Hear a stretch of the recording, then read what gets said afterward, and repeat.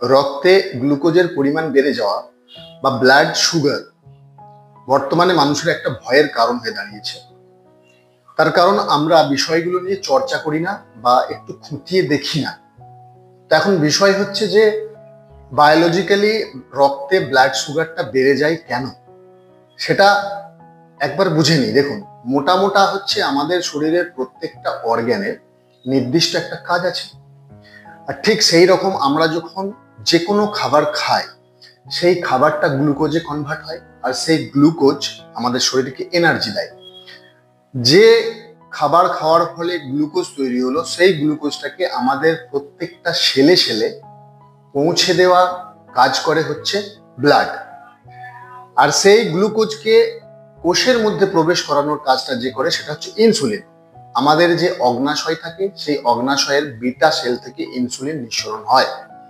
আপনার শরীরে যদি সঠিক পরিমাণে ইনসুলিন নিঃসরণ না হয়, তাহলে কি হয়, আমাদের রক্তে যে গ্লুকোজটা সেলে পৌঁছানোর জন্য গেল, সেটা কিন্তু সঠিক পরিমাণে আমাদের সেলের ভেতরে প্রবেশ করতে পারলো না। মানে ইনসুলিন আমাদের 70 ট্রিলিয়ন সেলে পৌঁছায় এবং সেলে যে তালাগুলো সেটাকে খুলে দিয়ে গ্লুকোজকে সেলের ভেতরে প্রবেশ করাতে সাহায্য করে। এখন যদি বিটা সেলের কার্যক্ষমতা, মানে অগ্নাশয়ের বিটা সেলের কার্যক্ষমতা কোনো কারণে যদি হ্রাস পায়, তাহলে কিন্তু অতিরিক্ত গ্লুকোজ আমাদের শরীরের ব্লাডের মধ্যে ভেসে বেড়ায়। কারণ কি? কারণ ইনসুলিন নিঃসরণ সঠিক পরিমাণে হয় না এবং সেটা কোষের মধ্যে প্রবেশ করে না। এটা হচ্ছে সারসংক্ষেপ, মানে একদম ছোট কথায় বলতে গেলে আমাদের রক্তে এই কারণে কিন্তু গ্লুকোজের পরিমাণ বেশি থাকে। আর গ্লুকোজের পরিমাণ বেশি থাকলে সেটা কি হয় না, আমাদের শরীর একটা দারুণ ইন্টেলিজেন্ট, আর আমাদের শরীর কি করে, সেটা বিভিন্ন অর্গ্যানে বহুদিন ধরে সঞ্চয় করতে থাকে এবং আমাদের অর্গ্যানগুলোকে আস্তে আস্তে ড্যামেজ করতে থাকে। এটা হচ্ছে বিষয়। তো বিষয়টা নিয়ে এত ভয় পাওয়ার কিছু নেই। তার কারণ হচ্ছে আমরা যদি এডুকেশনের মধ্য দিয়ে যাই, মানে আমরা যদি বোঝার চেষ্টা করি, অ্যাকচুয়ালি বিষয়টা নিয়ে এত ভয় পাওয়ার কিছু নেই। আমরা যদি সত্যিই বিষয়টা নিয়ে একটু চর্চা করি যে আদপেই কি ঘটনাটা ঘটছে, তাহলে কিন্তু আমাদের কাছে বিষয়টা ক্লিয়ার হয়ে যাবে। আমরা যদি যে কোনো বিষয়, আপনার যে কোনো ডিজিজ থাকুক না কেন, সেটা নিয়ে যদি আপনি পড়াশোনা শুরু করেন, তাহলে কিন্তু আপনার কনফিডেন্ট লেভেল বাড়বে এবং আপনি বিভিন্ন ধরনের রেফারেন্স, যাই হোক। তো এখন দেখুন, আমাদের যে গ্লুকোজ যারা নির্ধারণ করে, কোনো একটা টেস্টিং ল্যাব বা ল্যাবরেটরিতে আমরা যাই বা গ্লুকোমিটার দিয়ে আমরা কি করি, আমাদের ব্লাডের গ্লুকোজ লেভেলটাকে টেস্ট করি। আগে কি ছিল? আগে ছিল ফাস্টিং প্লাজমা গ্লুকোজ টেস্ট, মানে এফপিজি। সকালবেলা খালি পেটে যে গ্লুকোজ টেস্টটা করা হতো সেটা ছিল। আর একটা কি ছিল, খাবার 2 ঘন্টা পর, মানে OGTT, oral glucose tolerance test. এই দুটো দিয়ে কিন্তু একটা মানুষের ডায়াবেটিক, সে ডায়াবেটিক কিনা, তার রক্তে গ্লুকোজের পরিমাণ বেশি আছে কিনা সেটা মানে নির্ভর করত। কিন্তু বর্তমানে আর একটা চলে এসছে, সেটা হচ্ছে HB1 HbA1c। এই HbA1c টেস্টটা কি না, আমাদের ব্লাডের মানে মানে এটাকে বলা হয় গ্লাইকোটেড হিমোগ্লোবিন। HB কতটার মানে হচ্ছে হিমোগ্লোবিন। হিমোগ্লোবিন কি না, আমাদের রেড ব্লাড সেলে অবস্থিত এক টাইপের প্রোটিন। তো আমাদের রেড ব্লাড সেলের গড় আয়ু হচ্ছে মোটামুটি 120 দিন। এইবার HbA1c যে টেস্টটা করা হয়, সেই টেস্টটাই কি করা হয়, গড়ে 3 মাসের একটা অ্যাভারেজ মোটামুটি দেখা হয় যে আপনার ব্লাডে গ্লুকোজের পরিমাণ কত। তাহলে বুঝুন, 3 মাস ধরে আপনার রক্তে গড়ে কতটা গ্লুকোজের পরিমাণ, মানে রক্তে বলতে এখানে হিমোগ্লোবিন বা রেড ব্লাড সেলের মধ্যে কতটা মানে কতটা পার্সেন্টেজ A1c আছে, সেটা দেখার জন্য কিন্তু এই টেস্টটা করা হয়। এবারে 3 মাস ধরে আপনার লাইফস্টাইল চেঞ্জ হতে পারে, 3 মাস ধরে আপনার বিভিন্ন ধরনের খাওয়া দাওয়ার চেঞ্জ হতে পারে। হয়তো দেখা গেল লাস্ট 2 মাস আপনি ভালোভাবে খাওয়া দাওয়া, মানে সুন্দর ডিসিপ্লিন মেনটেন করে খাওয়া দাওয়া করেছেন, কিন্তু লাস্ট শেষ মাসটা তাও বিয়ে বাড়ি ছিল, বেড়াতে যাওয়ার ছিল, আপনার খাওয়া দাওয়ার একটু ডিস্টারবেন্স এসছে। সেক্ষেত্রে যদি আপনি A1c টেস্ট করেন, তাহলে কিন্তু ভ্যারি করতে পারে। একজন ইন্টেলিজেন্ট প্রাণী হিসাবে, পৃথিবীর সব থেকে বুদ্ধিমান প্রাণী হিসাবে মানুষ, আমি এটা প্রশ্ন করতেই পারি যে তাহলে সেটা গন্ডগোল হতেই পারে, প্রথম কথা। দ্বিতীয় কথা হচ্ছে যে যখন ব্লাড টেস্ট করা হয়, বিভিন্ন ধরনের পৃথিবীতে সংস্থা আছে, সেটা হচ্ছে ADA American diabetic association, ACP American college of physician, তারপর আছে আপনার NDDG national diabetic data group, তারপর আছে ককরেন, তারপর আছে হু, তারপর আছে UNO। এদের প্রত্যেকের কিন্তু নিজস্ব করে একটা প্যারামিটার আছে সমস্ত রোগের ক্ষেত্রে, যে কোন রোগটাকে কোথায় কিভাবে ফেলা হবে। তাহলে মানে মোটামুটি এটা ধরা হচ্ছে বর্তমানে, আপনারা যদি পিছনের দিকে একটু পড়াশোনা করেন বা সার্চ করে দেখেন, মানে 2010 বা তারও আগে থেকে, তাহলে কিন্তু বিষয়টা আরো পরিষ্কার হয়ে যাবে। তা মোটামুটি বর্তমানে যেটা ধরা হয় যে ফাস্টিং গ্লুকোজ যেটা, সেটা হচ্ছে 126, যেটা এডিএ বলে, মানে আমেরিকান ডায়াবেটিক অ্যাসোসিয়েশন যেটা বলে, সেটা যদি 126-এর নিচে থাকে তাহলে ভালো। এবং ওজিটিটি যেটা খাওয়ার 2 ঘন্টা পর, সেটা যদি আপনার 200-র নিচে থাকে তাহলে কিন্তু আপনি ডায়াবেটিক নন। আর যদি A1C 6.5%-এর নিচে থাকে, 6.7 বা 6.5-এর নিচে যদি থাকে, তাহলে কিন্তু আপনি ডায়াবেটিক হচ্ছে না, আপনি হেলদি পার্সন একজন। কিন্তু বিষয়টা হচ্ছে যে এতগুলো সংস্থা আছে, তো তাদের নিজস্ব নিজস্ব একটা প্যারামিটার আছে, তাহলে এখানে তো কনফিউজ হয়ে যাওয়াটাই স্বাভাবিক, তাই কিনা? একজন বুদ্ধিমান প্রাণী হিসেবে এই প্রশ্নটা আমার মনে আসতেই পারে।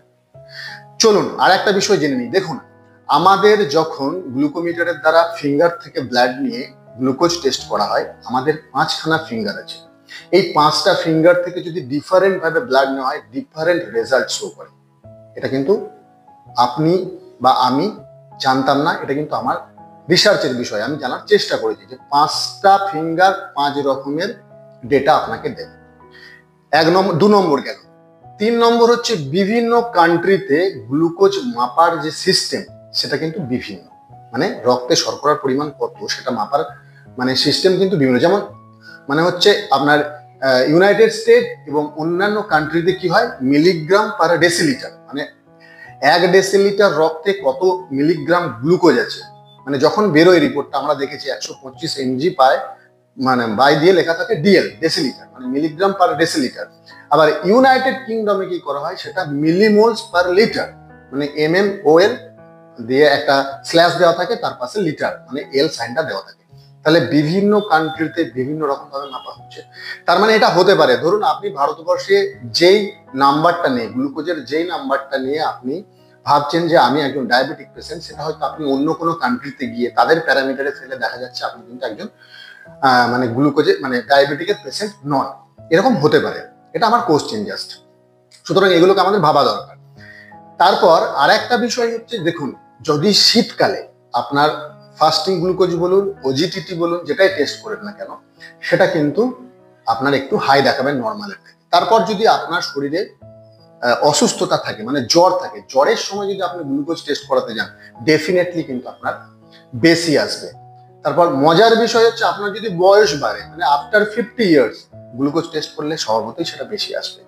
তো বিভিন্ন ধরনের কারণ আছে, বিভিন্ন কারণে মানে actually we are confused by them. এখন বিষয় হচ্ছে কি না, আপনার রক্তে গ্লুকোজের পরিমাণ কতটা আছে সেটা কে বিচার করবে যদি এরকম কনফিউজিং একটা ব্যাপার থাকে? ককরেন বলছে এক ধরনের এমন একটা সংস্থা, যেটা নন প্রফিট ইন্টারন্যাশনাল সংস্থা, যেটা বলছে কিনা যে তাদের গ্লুকোজ প্যারামিটারে কোনো নির্দিষ্ট রেঞ্জ নেই, বিভিন্ন জায়গায় বিভিন্ন রকম ভাবে ভ্যারি করে। সো সেসব কথা বাদ দিয়ে মানে যেটাতে মেন বিষয়, সেটা হচ্ছে আমার যে আমরা আমাদের শরীরকে সুস্থ রাখতে গেলে বিশেষ পরীক্ষা নিরীক্ষার মধ্যে আমার মনে হয় সেটা না যাওয়া দরকার, যেগুলো করা দরকার। দেখুন, আপনার যদি অসুস্থতা মনে হয়, আপনি অসুস্থ কেন, সেই কারণগুলোকে কিন্তু আগে বের করুন। প্রথম কথা হচ্ছে যে আপনার লাইফস্টাইল, আপনার খাওয়া দাওয়া, আপনার সেডেন্টারি লাইফ, মানে আপনি এক্সারসাইজ করেন না, আপনি হাঁটেন না, আপনি অনবরত বসে থাকেন, আপনার স্ট্রেস, এইগুলোই কারণ। তাহলে এগুলো থেকে মুক্তি পেয়ে কিন্তু আমরা যে কোনো ডিজিজ থেকে রিভার্স করতে পারি নিজেদেরকে খুব সোজাভাবে। আজকে যেটা বিষয়, যদি আপনি কোনো কারণে, যে কোনো কারণে হোক, মানে ডায়াবেটিক পেশেন্টের শিকার হয়েছেন বা আপনার ডায়াবেটিক আছে আপনি মনে করছেন, আদপেও কিন্তু সেটা নিয়ে ভয় পাওয়ার কিছু নেই। তার কারণ কিন্তু আপনাদেরকে আমি ছোট্ট করে একদম মোটা মোটা ভাষায় বলে দিয়েছি যে আমরা কিন্তু কনফিউজড বিষয়টা নিয়ে। যদি হয়তো হয়ে থাকেন, তাহলে কিন্তু কিছু এক্সারসাইজ যদি আপনারা করেন প্রত্যেক দিন, সেটা কি না, আমাদের যে বিটা সেল আছে, সেই বিটা সেলের কার্যক্ষমতাকে বাড়ানোর যে এক্সারসাইজ যদি আমরা কিছু করি, এবং বডি মুভমেন্ট, এবং আমাদের শরীরের সব থেকে লম্বা পেশিগুলো, সব থেকে লং পেশি, সব থেকে বড় বড় যে সমস্ত মাসল গুলো আছে, সেই মাসল গুলোকে যদি আমরা অ্যাক্টিভ রাখি, মানে সেই মাসল, বড় মাসল মানে সেখানে অনেকটা এনার্জি দরকার, আর সেই এনার্জি তারা বার্ন করবে, আপনার শরীরে অতিরিক্ত গ্লুকোজকে তারা বার্ন করবে। তাহলে প্রথমে আমি যেটা দেখাই, সেটা হচ্ছে বিটা সেলকে ঠিক করার জন্য কি করবেন, না, প্রথম যে আসন সেটা হচ্ছে বোট আসন করবেন, মানে সোজা হয়ে বসে যাবেন, বসে যাওয়ার পর হোল্ড করবেন। যত লং হোল্ড করতে পারবেন তত কিন্তু ভালো রেজাল্ট পাবেন। ঠিক আছে, এটাকে 2-3 বার করবেন। তারপর নেক্সট যেটা করবেন সেটা হচ্ছে বজ্রাসনে বসে যাওয়ার পর হাত মুঠো করে সামনের দিকে সমস্ত শ্বাসকে বের করে দিয়ে ঝুঁকে যাবেন। যতটা পারবেন নিচের দিকে ঝুঁকবেন, যতক্ষণ হোল্ড করবেন ততক্ষণ লাগবে। এটাও 3 বার করবেন। তারপর সব থেকে একটা মানে ভালো আসন যেটা, সেটা হচ্ছে যে আমাদের গ্লুকোজ লেভেলকে কন্ট্রোল করতে দারুণভাবে সাহায্য করে, সেটা হচ্ছে যে বালাসন। বালাসন মানে কি, এটাও কিন্তু আপনাকে বজ্রাসনে বসতে হবে। বসার পর সামনের দিকে হাত দিয়ে, যাদের কিন্তু হার্টের সমস্যা আছে তারা এই আসনটা করবেন না, যতক্ষণ হোল্ড করতে পারবেন করবেন। এই কটা আসন মানে মাত্র 3খানা খুব ইজি আসন দেখালাম। তার সাথে আমি দেখাবো আমাদের যে বড় বড় মাসলগুলো, যেগুলো কিন্তু সুগারের জন্য আপনার মানে এটা একটা বাইসেপ বড় মাসল, ট্রাইসেপ বড় মাসল, ফোরাম বড় মাসল।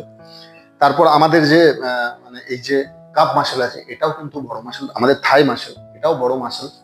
এরা কিন্তু সুগারের জন্য সবসময় হাংরি হয়ে যাবে। তাহলে এদেরকে যদি আমি অ্যাক্টিভ করে দিই, মানে এদেরকে যদি বেশি কাজ করে, এই ধরনের এক্সারসাইজ যদি আমি বেশি করি, স্বভাবতই আমার শরীরের সুগার সেটা বার্ন হয়ে যাবে। তাহলে সেটার জন্য কিন্তু আপনাকে পুশ আপ, যদি আপনি পুশ আপ করতে পারেন তো খুব ভালো। বাইসেপ ট্রাইসেপের জন্য ছোট্ট ছোট্ট করে পুশ আপ করবেন। কতক্ষণ করবেন যেটা আপনার শারীরে সম্ভব, অল্প অল্প করে প্রথমে শুরু করবেন, পুশ আপ করবেন। তারপর থাই মাসলকে অ্যাক্টিভ করার জন্য আপনারা কি করবেন, হাফ স্কোয়াট করতে পারেন। অল্প অল্প করবেন, মানে আমাদের এই বড় বড় মাসলগুলোকে অ্যাক্টিভ রাখা। হাফ স্কোয়াট করবেন, গুনে গুনে করবেন 10-15টা করে। তারপর আরেকটা যেটা, সেটা হচ্ছে যে কাপ মাসলের এক্সারসাইজ। এটা কিন্তু দারুণ ভাবে আমাদের শরীরের অতিরিক্ত গ্লুকোজকে বার্ন করে। সেটা কি না, দাঁড়িয়ে এইভাবে, এটা মিনিমাম যদি আপনি 100টা করতে পারেন প্রত্যেক দিন, এবং তারপর গ্লুকোজ টেস্ট করলে অবশ্যই কিন্তু ব্লাডে গ্লুকোজের পরিমাণ আপনি কম পাবেন, এটা ডেফিনেটলি শিওর। তাহলে এই যে আসনগুলো এবং এর সাথে সাথে এই যে বড় বড় মাসেলের, মানে আমি দেখলাম কাপ মাসেলের এক্সারসাইজ, তারপর আমাদের থাই মাসেলকে অ্যাক্টিভ করার জন্য হচ্ছে আপনার স্কোয়াট, যেটা উঠবোস, খুব বেশি না, মানে হাফ স্কোয়াট করতে পারেন, ফুল স্কোয়াট করার দরকার নেই, কারণ এটা হাঁটুর সমস্যা থাকতে পারে। তারপর হচ্ছে বাইসেপ এবং ট্রাইসেপকে কিছু না পারলে আপনি এরকম করে যান। তারপর ফোর আর্মসের এক্সারসাইজ এরকম করে যান, দুটোই হবে, বাইসেপ হবে, ট্রাইসেপ হবে এবং ফোর আর্মস। এগুলোকে যদি আস্তে আস্তে আপনি অ্যাক্টিভ করতে পারেন, স্বভাবতই আপনার শরীরে অতিরিক্ত গ্লুকোজ কিন্তু বার্ন হবে। তারপর আরেকটা যেটা সব থেকে ভালো ইন্টারেস্টিং, প্রাণায়াম, যেটা করলে আপনারা কিন্তু অতি সহজেই আমাদের বিটা সেলের কার্যক্ষমতাকে বাড়াতে পারেন। সেটা হচ্ছে কি, সমস্ত শ্বাসকে শরীরের বাইরে বের করে দিয়ে, মানে নাভির ওপর কনসেন্ট্রেট করে পেটকে ভেতরের দিকে টানতে হবে। সেটা কিরকম দেখুন, সমস্ত মনোযোগ নাভিতে, পেটকে ভেতর দিকে টানা। আবার ডাবল এক্সেলেশন করে শ্বাসকে বাইরে বার করলেন, পেটকে ভেতরের মধ্যে ঢোকালেন এবং ভেতরের দিকে টানলেন, সমস্ত মনোযোগ চোখ বন্ধ করে নাভির উপরে। এটাও 3-4টে স্টেপ করবেন। সুতরাং ভয় না পেয়ে ডেটা কালেক্ট করুন, রিসার্চ করুন, পড়াশোনা করুন। আপনার যদি কোনো রোগ থাকে, সম্পূর্ণটা কিন্তু মেডিকেল সায়েন্স বা একটা সামান্য ল্যাবের উপর ভরসা করে আপনার শরীরকে কিন্তু আপনি নষ্ট হতে দেবেন না। এটা আমার রিকোয়েস্ট। একজন বুদ্ধিমান প্রাণী হিসেবে পৃথিবীর আপনার এটা অধিকার আছে সমস্ত বিষয়ের উপর কোশ্চেন করার, আপনার জানার। সুতরাং আপনি জানুন, সুস্থ থাকুন এবং ভালো থাকুন। আর এইরকম সুন্দর ইনফরমেটিভ ভিডিও দেখতে চাইলে অবশ্যই আমাদের চ্যানেলকে সাবস্ক্রাইব করুন। চলুন সকলে মিলে একটা সুন্দর দেশ, সুন্দর পরিবার এবং সুন্দর সমাজ গড়ে তুলি। Thank you very much. Thank you everybody.